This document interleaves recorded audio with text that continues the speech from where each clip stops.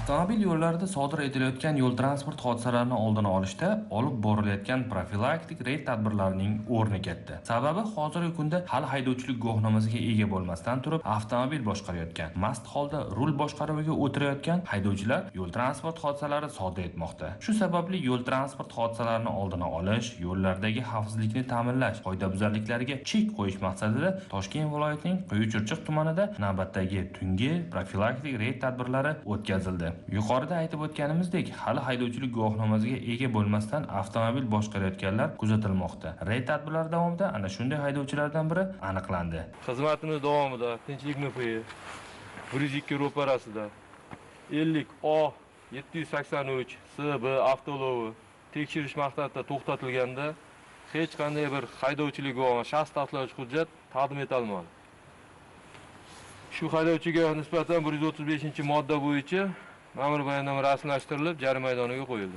Qonunchiligimizda avtomobilni mast holda boshqargan haydovchi transport vositasini boshqarish huquqidan mahrum etiladi. Lekin avtomobil yo'llarida mahrum etilishiga qaramasdan avtoulovlarni boshqarayotgan fuqarolar uchramoqda. Ana shunday haydovchilardan biri reydlar davomida aniqlandi. Barcha haydovchi sizni to'xtatish natijasida transport vositasida me'yoriy hujjatlaringiz yo'qligi aniqlandi, to'g'rimi? Ya'ni fuqaro tomonidan bizga berilgan fuqarolik pasportini tekshirgan vaqtimizda ID karta emas, transport qayta guvohnomasidan hujjati kelgan vaqtida onlayn tarzda planshetda tekshirgan vaqtimizda haydash huquqidan mahrum bo'lgan ekansiz. To'g'rimi, hurmatli fuqaro? Transport vositasi haydash huquqidan mahrum bo'lgan haydovchi. E'tiroz yo'q bizga nisbatan. Vaqtincha transportni jarimadan olib ketamiz. Yo'l transport hodisalariga asosiy sabab bo'luvchi omillardan biri avtomobilni mast holda boshqarish hisoblanadi. Tungi reydlar davomida ham ana shunday harakat ishtirokchilari hayotini xavf ostiga qo'yib, mast holda rul boshqaruviga o'tirgan haydovchi aniqlandi. Transport vositasi boshqarish natijasida spirtli ichimlik iste'mol qilmaganman deyapti.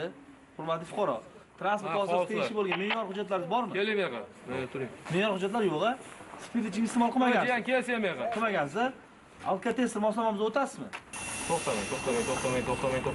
Alkotester moslamasida o'tkazgan vaqtimizda haydovchi spirtlik alomatlari bilan aniqlandi.